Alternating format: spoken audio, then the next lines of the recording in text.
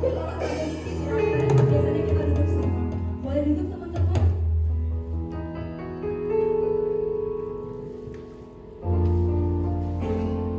Firman Tuhan berkata, aku menyertai engkau kemanapun engkau pergi. Siapa yang mengaminkan firman Tuhan ini? Kita mau angkat pujian ini sama-sama sebelum kita mendengarkan firman Tuhan. Kita merenungkan lagi begitu banyak perbuatan yang sudah Tuhan lakukan bagi kita. Bahkan sampai hari ini, siang ini kita bisa ikut ibadah semua juga karena kemurahan Tuhan.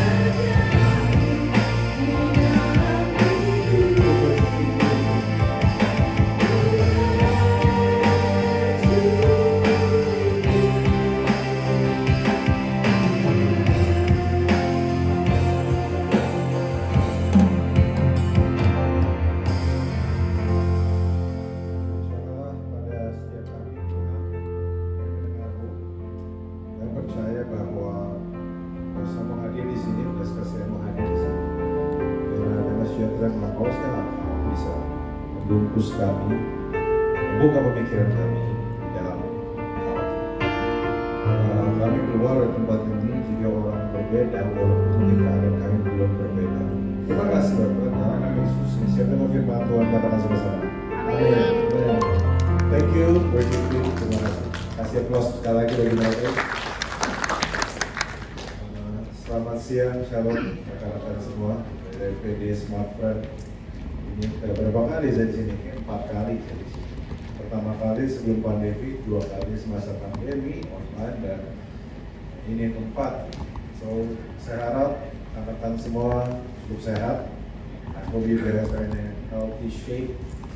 Semoga walaupun saya tahu nggak semuanya ada di control, tapi nggak pernah semua lepas dari God's control. Amin ya. Saya nggak bakal lama-lama mengganggu makan siang saudara. Saya akan membicarakan sesuatu yang sebenarnya simpel, tapi saya rasa patut direnungkan. Hari ini saya bicara tentang sesuatu yang benar judulnya kuat karena mengulang. Kuat karena mengulang. Pengulangan adalah salah satu hal yang kita paling gak suka. Kita rata-rata di antara kita nggak semua menyukai repetisi. Bahkan kalau saudara semua tahu punya anak Gen Z, ibaratnya gitu, mereka nggak suka repetisi, mereka sukanya kerja pindah-pindah, nggak suka sama hal-hal yang rutin, sukanya sambil kerja, sambil healing, tapi mau duitnya aja yang rutin gitu biasanya, gajinya aja yang rutin, kerjanya nggak mau rutin. Nah, tentu kenapa? Karena nggak semua orang menyukai rutinitas, karena bagi banyak orang rutinitas pengulangan adalah sesuatu yang buruk, sesuatu yang menyebalkan. Tapi apakah itu benar sesuatu yang menyebalkan? Kenapa? Karena kenyataannya bahwa Tuhan menciptakan sesuatu sungguh amat baik itu salah satunya karena ada rutinitasnya. Matahari dia anggap sangat baik karena dia berputar setiap hari di waktu dan poros yang sama. Kita bisa mencukupi, beberapa saudara mungkin mencukupi kebutuhan keluarga kita karena kita dapat gaji yang rutin. Jadi artinya mungkin sebenarnya jadi problem bukan pengulangan atau rutinitasnya, tapi seringkali jadi problem adalah cara kita melihat rutinitas itu tersendiri. Atau jangan-jangan harusnya kita cari itu adalah mencari kehendak Tuhan dalam rutinitas itu. Kenapa? Karena saudara tahu bahwa seseorang bisa hebat melakukan sesuatu bukan karena dia berbakat, tidak selalu karena dia berbakat, tapi karena dia melakukan sesuatu berulang-ulang. Jika seseorang jago coding, itu bukan karena dia dari lahir jago coding, tapi karena di kampus, di sekolahnya dia disuruh untuk coding berulang-ulang. Bahkan pada waktu seorang dokter bisa mendiagnosa penyakit dengan cepat 5 menit, terus harganya mahal, itu harganya mahal bukan karena 5 menitnya, tetapi karena dia melatih dirinya untuk bisa tajam mendiagnosa bertahun-tahun. So jadi ada sebuah kekuatan sebenarnya di dalam sebuah pengulangan sebenarnya. Dan hanya karena kita tidak bisa menghargainya bukan berarti itu tidak ada nilainya. Saudara, saya mau nanya, ada di sini pengen dapat duit 1 triliun? Ada? Bayangkan berapa cilok yang bisa kita beli di rumah sebanyak itu. Tapi berkali-kali saya harus ngomong bahwa 1 triliun sebenarnya adalah kumpulan dari angka 1 dan angka 0 yang diulang-ulang. Angka 1 dan angka 0 adalah angka yang sangat kecil, tapi kalau diulang-ulang ternyata punya dampak juga. Saya berpikir bahwa saya akan beli tahu kucuran berapa dari uang sebanyak itu. Jadi artinya jangan remeh hal-hal kecil yang kita ulang. Hal kecil yang kita ulang setiap hari dampaknya bisa besar. Contoh misalnya Anda makan Indomie jam 12 malam setiap hari. Jangan remeh kalau tiba-tiba kamu memenuhi nubuat dari firman Tuhan, sebab engkau akan mengembang kanan dan ke kiri. So jadi artinya kita perlu lihat dari hal berbeda sih, saudara. Makanya ada statement yang bilang repetition is the mother of all knowledge. Jadi jagonya karena diulang.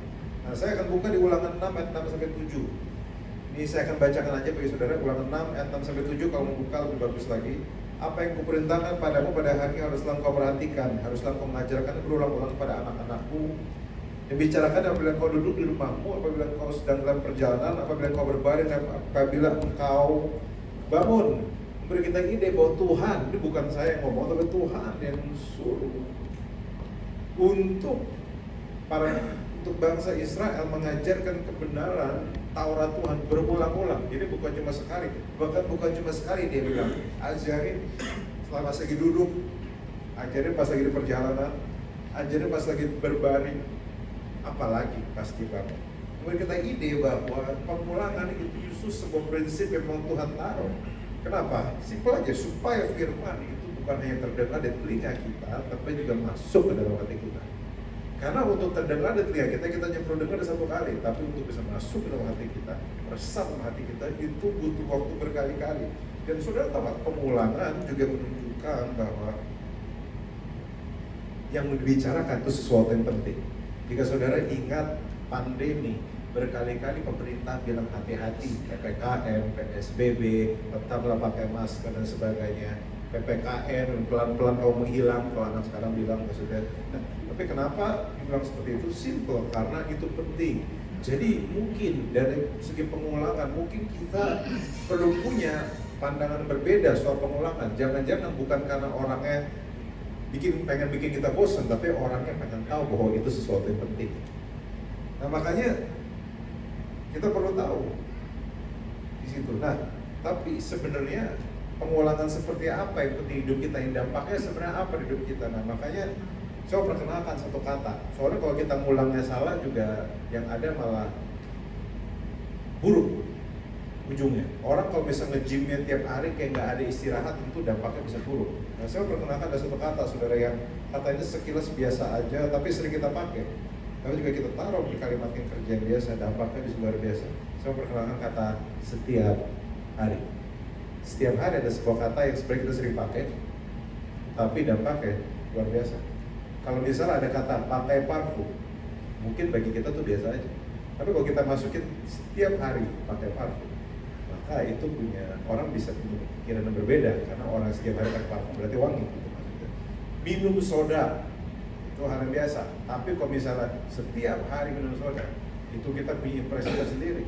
Sikat gigi itu hal yang biasa kita lakukan, tapi setiap hari sikat gigi itu punya dampak yang besar. Bersihkan rumah itu biasa, tapi kalau setiap hari bersihkan rumah, kita langsung mulai punya impresi tersendiri di kepala kita bahwa jangan-jangan rumah orang itu bersih karena setiap hari bersihkan. So far so good, saudara. So far so good. Oke. Nah maka hal ini ada dua ayat yang saya bagikan. Ratapan 3:22 sampai 23.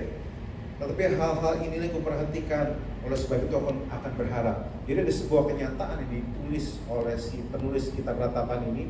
Namanya aja kitab Ratapan, ini kitab sedih, kitab melo. Tetapi dia bilang gini, ada satu hal yang bikin saya berharap. Walaupun saya melo, walaupun saya lagi tersakiti, itu tak berkesudahan kasih setia Tuhan, tak habis-habis rahmatnya, selalu baru setiap hari, besar kesetiaan. Dan ayat yang Matius 6 ayat 11 juga, saudara mungkin tahu tentang doa Bapa kami. Ada satu doa Yesus yang bilang gitu, berikanlah kami pada hari ini makanan kami secukupnya. Bahasa Inggrisnya bagus banget, dia bilang, give us today our daily bread. Memberi kita pikiran yang bahwa gini, ini dua ayat yang berbeda. Ratapan dan Matius itu berbeda, tapi menjurus pada tema yang sama, yaitu bagaimana Tuhan menganugerahkan berkat kepada kita setiap hari. Tidak langsung sebulan, tidak seminggu. Dan pertanyaannya kenapa? Apakah misalnya surga itu suplai kurang gitu, atau memang kuotanya surga itu kurang karena manusia udah kebanyakan 8M, hampir 8M. Apakah gara-gara itu dia nggak bisa kasih berkatnya gitu? Makanya ini kan saudara perhatikan bahwa doa Bapa kami adalah doanya Yesus. Yesus yang suruh murid-muridnya berdoa untuk kamu berdoa untuk berikan makanan secukupnya setiap hari. Itu artinya apa? Yesus yang suruh. Nah, tentu bukan berarti surga kerepotan suplai, amin. Tentu bukan berarti juga bahwa karena Tuhan kuotanya habis. Tentu juga bisa bukan berarti bahwa memang Tuhan emang iseng aja gitu, emang dia lagi dalam hutang sehingga semua bisa ngasih sedikit-sedikit, tentu saja enggak. Nah, saya cuma mau share 3 hal kenapa kira-kira Tuhan menganugerahkan berkat kepada kita setiap hari. Kenapa enggak seminggu langsung, kenapa enggak sebulan langsung, kenapa enggak setahun langsung gitu.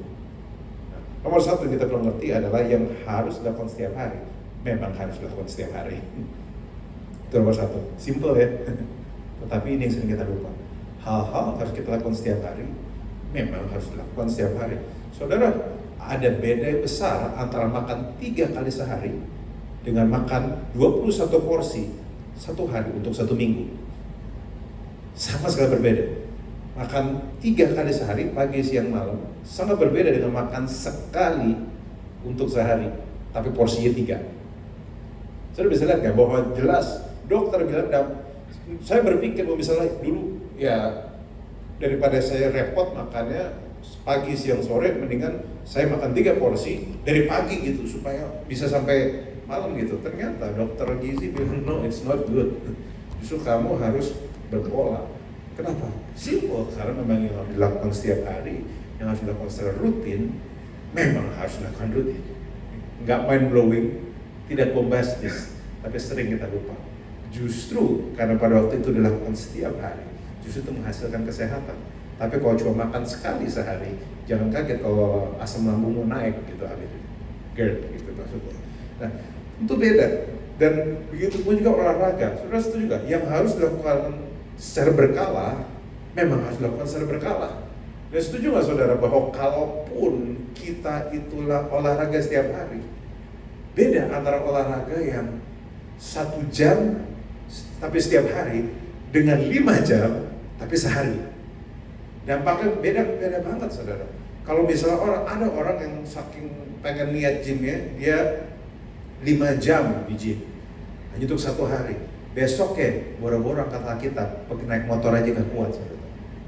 Nyetir mobil aja gemeteran gitu namanya. Baru buka pintu aja udah gemeteran. Kenapa? Karena memang dia tidak harus melakukan itu.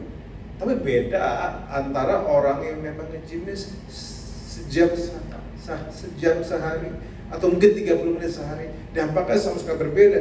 Dan mungkin saudara, kalaupun kita lakukan setiap hari juga belum tentu dampaknya langsung kelihatan. Saudara nge-gym sekali gak langsung six pack kan? Gak langsung kau kurus juga, tetapi pada waktu kau lakukan itu berulang-ulang, justru dampaknya baru mulai terasa setelah bulanan, setelah bertahun-tahun baru dampaknya terasa. Nah, tapi tentu sangat berbeda kalau misalnya kau olahraga 5 jam hanya sehari untuk 5 porsi 5 hari gitu misalnya. Tentu boro-boro ototmu jadi, dapatnya sakit doang. Kenapa? Karena kau sedang tidak menghadirkan rutinitas yang baik di dalam kehidupannya. Olahraga itu nggak bisa dibuat canggih, nggak bisa dibuat kekinian, nggak bisa dicampur AI supaya lebih tajam. Yang harus dilakukan setiap hari, memang harus setiap hari. Ke gym nggak bisa sehari, makan sekali nggak bisa bikin kita Superman. Memang sekali lagi nge-gym 5 jam sehari kelihatan lebih heboh ya. Tetapi sakitnya juga heboh, saudara. Sakitnya juga heboh. Dan memang akan selalu ada dampak yang besar. Maka berkali-kali saya bilang mendingan baca setiap hari 1 ayat dibandingkan baca 7 pasal tapi cuma sehari untuk seminggu. Dampaknya beda banget. Mendingan tiap hari 1 ayat dibandingkan 1 kitab gitu, 1 minggu gitu misalnya. Untuk 1 minggu, pastor ini untuk 1 minggu. Jadi saya udah cicil dari sekarang. Gak kayak gitu. Bang, sorry kalau ada Bang di sini.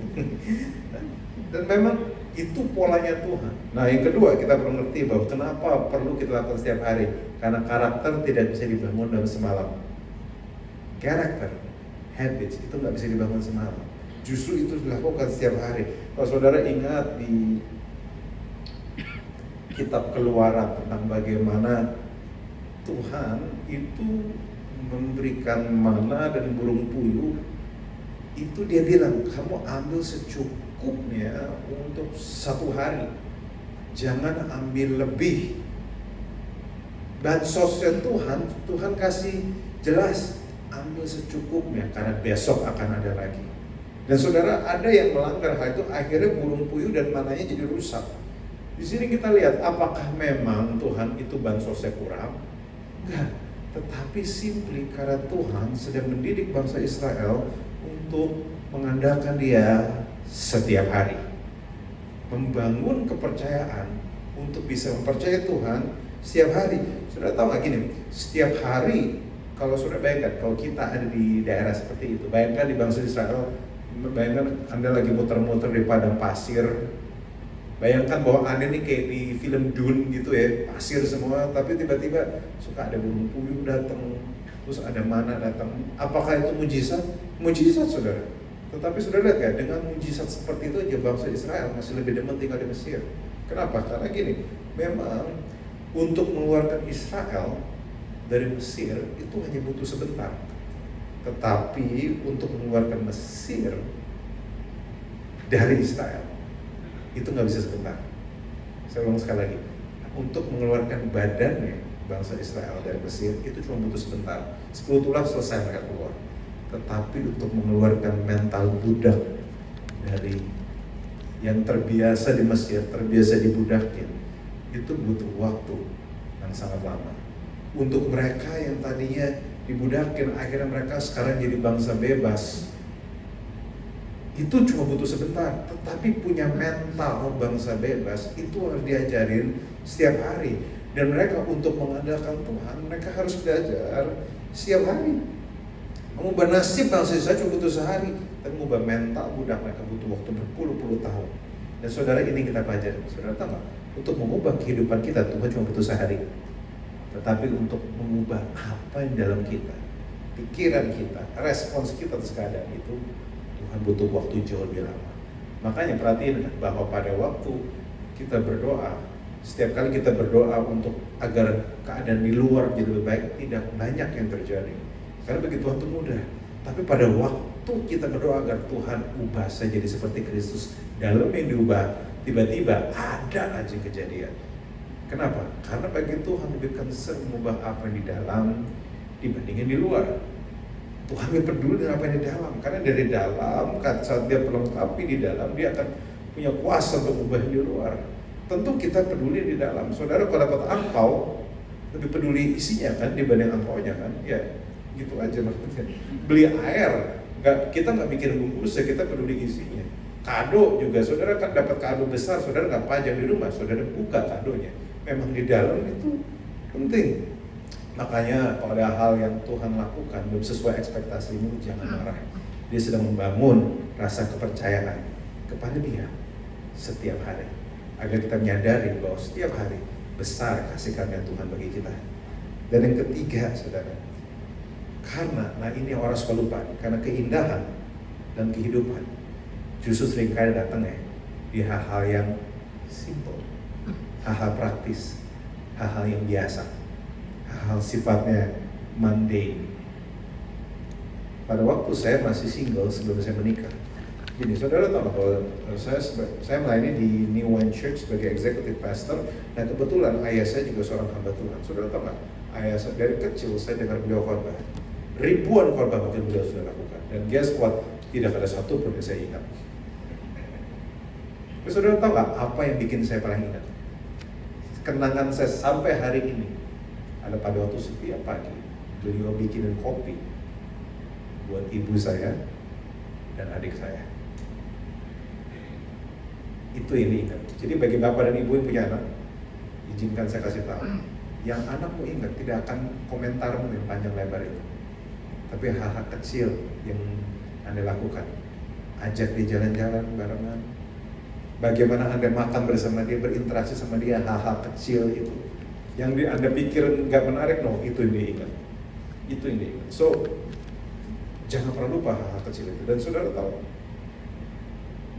saya menikah, istri saya pun ingatan terindah saya dengan istri saya bukan hal-hal yang besar. Pada waktu dia temenin saya KKR depan 12.000 orang, bukan itu yang saya ingat. Tapi pada waktu tiap malam, jam 9 malam, saya airplane mode handphone saya, dan kita sama-sama nonton Netflix drama Korea. Itu yang jadi highlight terindah di hidup saya. Walaupun kami sering berantem saya lebih senang drama Jepang, dia lebih suka drama Korea. Karena bagi dia drama Korea lebih real.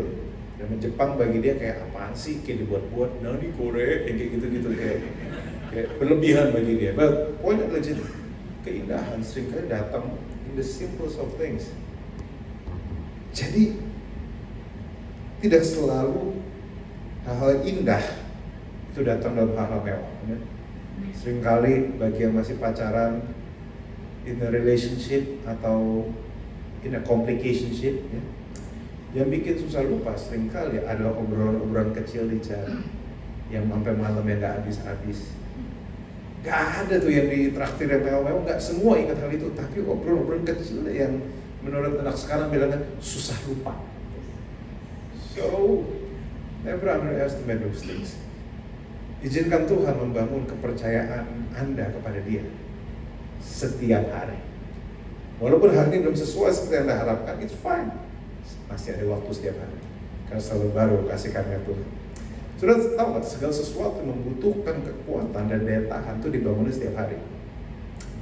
Perusahaan ini nggak dibangun sebulan gitu, perusahaan ini dibangun setiap hari. Kenapa dia jadi kuat? Perusahaan yang menjadi kuat adalah perusahaan yang setiap hari membangun daya tahan mereka. Selalu steward, selalu berpikir setiap hari apa yang bisa kita lakukan lebih baik lagi. Di sistemnya kayak, di codingnya kayak, di IT-nya kayak, di accounting-nya kayak, di akuntabilitasnya kayak, di brandingnya. Karena semua dibangun setiap hari. Saudara tahu nggak, ada hal yang kita harus bangun setiap hari. Contoh, fondasi kehidupan kita, nilai-nilai kita, itu harus dibangun setiap hari. Pernikahan, rawatnya harus setiap hari. Dating relationship, rawatnya harus setiap hari. Ngobrolnya setiap hari. Hard conversation harus setiap hari. Karakter dibangunnya setiap hari. Disiplin dibangunnya setiap hari. Gak ada orang disiplin. The whole idea of disiplin adalah kau melakukan hal yang sama berulang-ulang setiap hari. Komitmen dibangun setiap hari. Bahwa kita rela melakukan hal ini no matter how we feel. Berdoa setiap hari. Saat teduh setiap hari, baca Alkitab setiap hari. Dan ingat, kalaupun misalnya saudara baca Alkitab setiap hari, gak langsung jadi rohani, gak langsung Anda jadi Superman rohani. Kenapa? Karena memang dibangunnya setiap hari. Kau ibaratnya gini, otot rohanimu gak langsung 6 pack, memang masih 6 months juga gitu. Tetapi minimal kau mulai membangun kehidupan lebih sehat. Makanya hari ini justru saudara tahu gak, daily discipline brings freedom. Disiplin setiap hari justru yang menghadirkan kebebasan. Gimana maksudnya? Ya simple. Kalau setiap di antara anak orang-orang Wahid Hashim ini ya, daerah Sabang Wahid Hashim ini, kalau setiap hari mereka nyetir yang disiplin, nggak melanggar lampu merah, minimal kemacetan bisa dikurangi. Kalau misalnya setiap hari kita cuci tangan, setiap hari kita mandi, minimal kita bisa terbebas dari kuman. Jadi disiplin itu sesuatu yang powerful.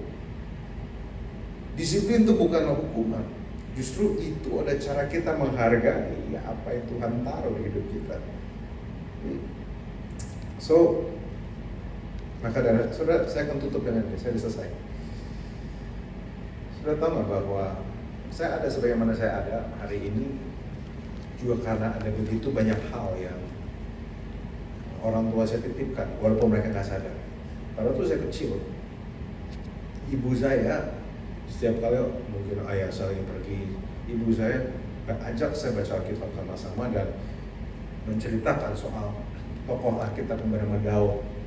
Jadi saya pertama kali mendengar tentang Daud itu dari ibu saya. Dia buka ayatnya dan diceritakan bagaimana Daud itu seorang anak muda, tapi karena Tuhan bersama dia lempar tanggung jawab, lempar batu, bukan lempar tanggung jawab, tidak bermaksud menyindir siapapun, tapi kena Goliat, akhirnya jatuh dan Tuhan menyertai dia.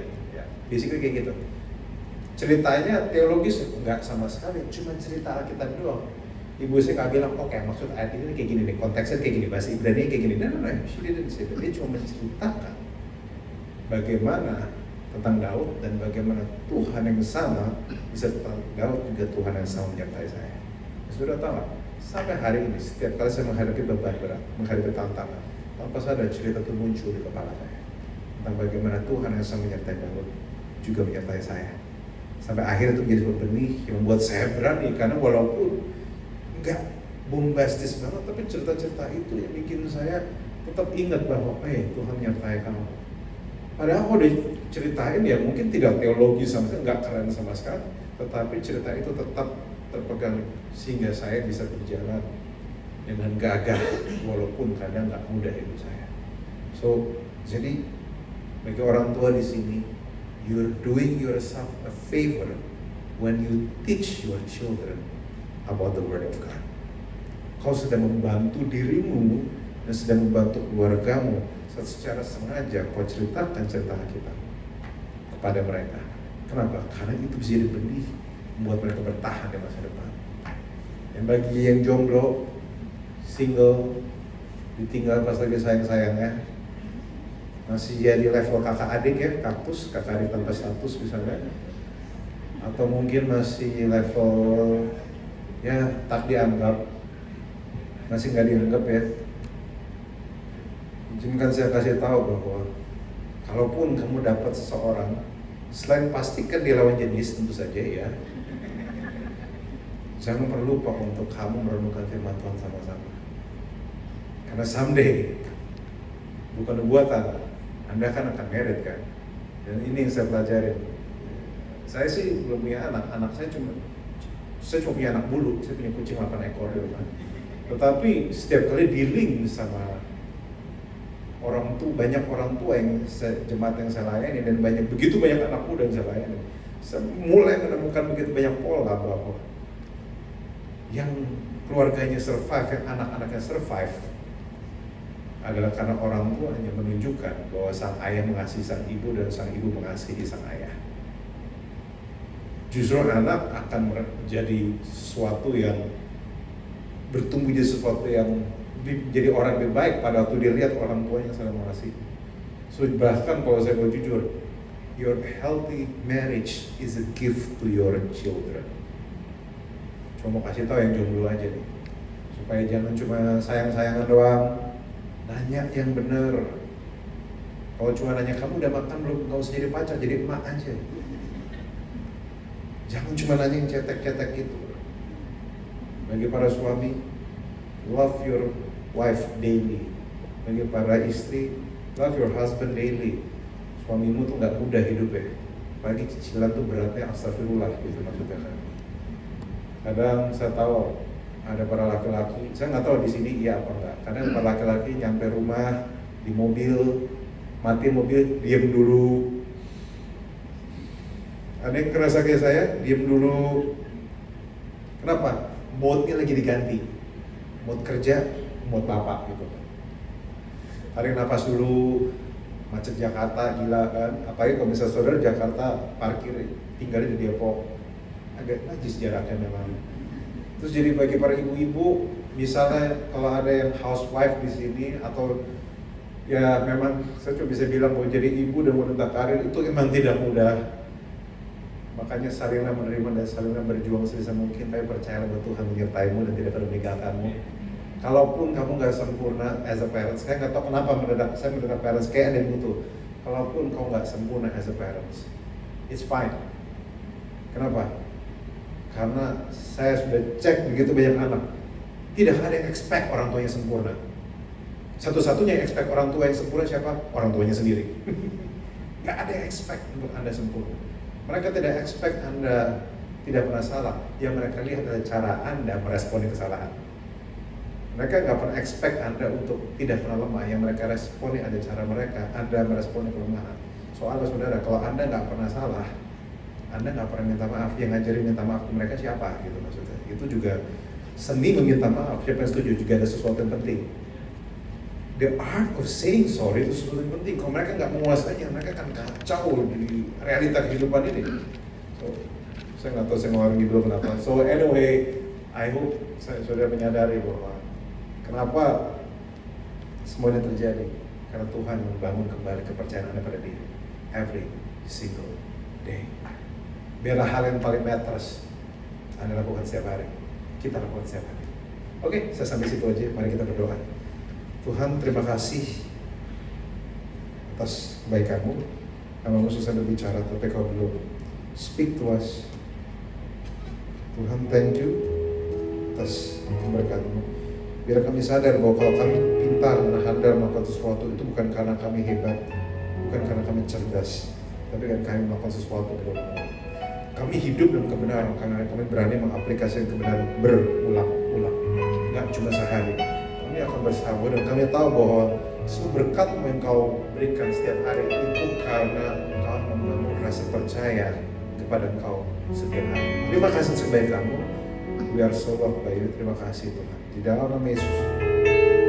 Thank you. Berkat menyertai semua anak-anak-Mu di sini. Di dalam nama Yesus. Amin. Tuhan berkati. Saudara semua, thank you.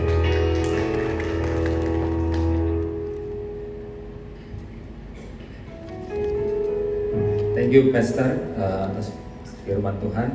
Siang hari ini kita dilayani oleh Pastor Raquel Lewi yang sudah mengingatkan kita kembali bahwa suatu hal yang adalah baik dilakukan repetisi, bahkan pertobatan pun harus dilakukan tiap hari.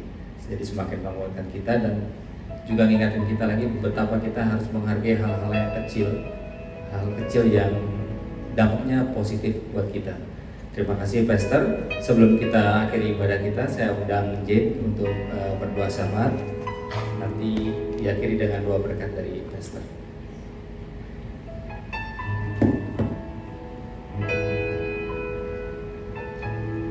Teman-teman, mari kita satu dalam doa.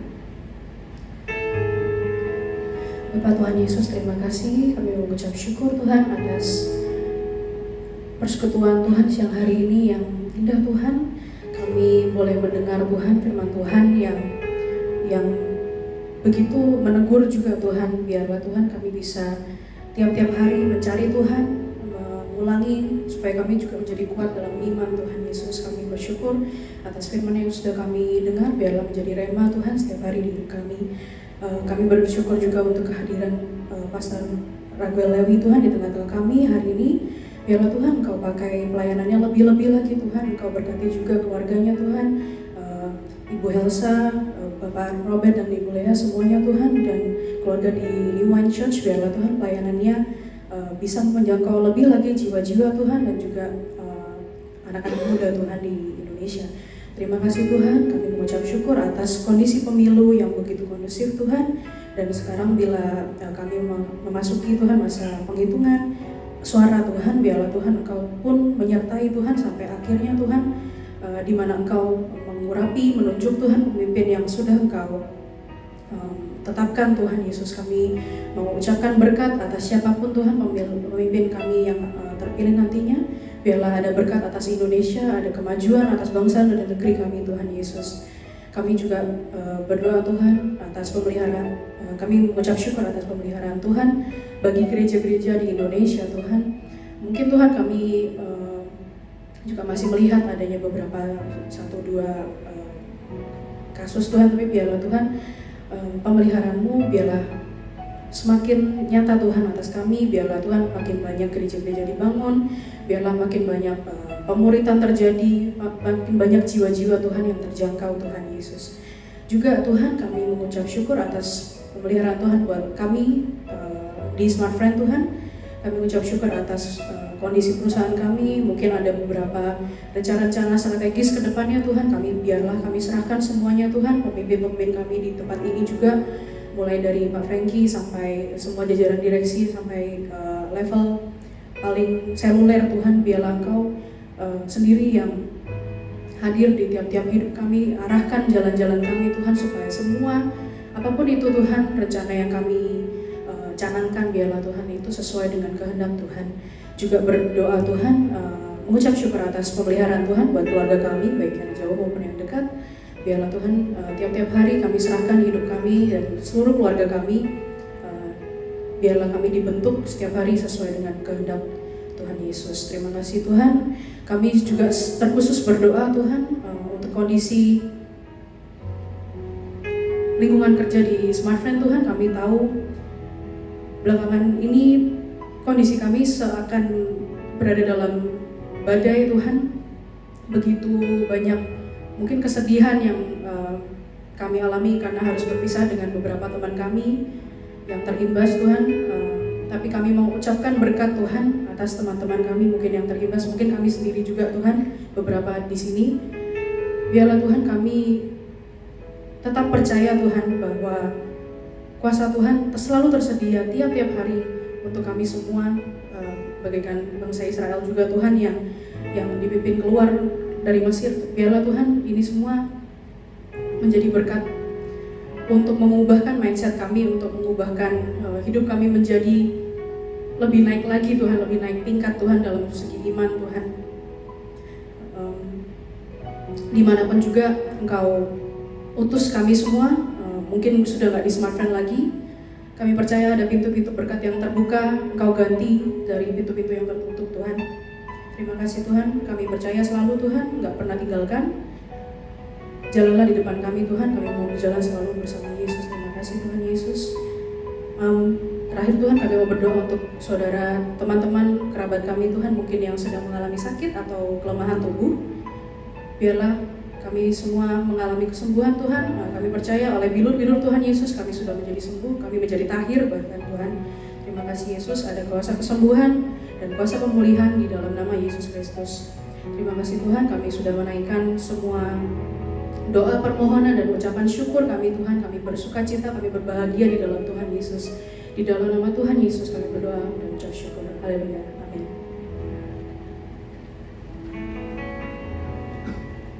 Yuk kita berdiri sama-sama, kita menerima berkat dari Tuhan. Mari kita angkat tangan kita. Tuhan memberkati engkau dan melindungi engkau. Tuhan menyinari engkau dengan wajahnya dan memberi engkau kasih karunia. Tuhan menghadapkan wajahnya kepadamu dan memberi engkau damai sejahtera. Berkat dari Bapa yang begitu mengasihi kita dalam anak yang tunggal Tuhan Yesus Kristus. Penyertaan dari Roh Kudus menyertai kita sampai selamanya. Terima kasih atas kebaikan kamu. Bisa diberkati dan jangan lupa kita jadi berkat bagi orang lain. Terima kasih Tuhan. Amin. Terima kasih.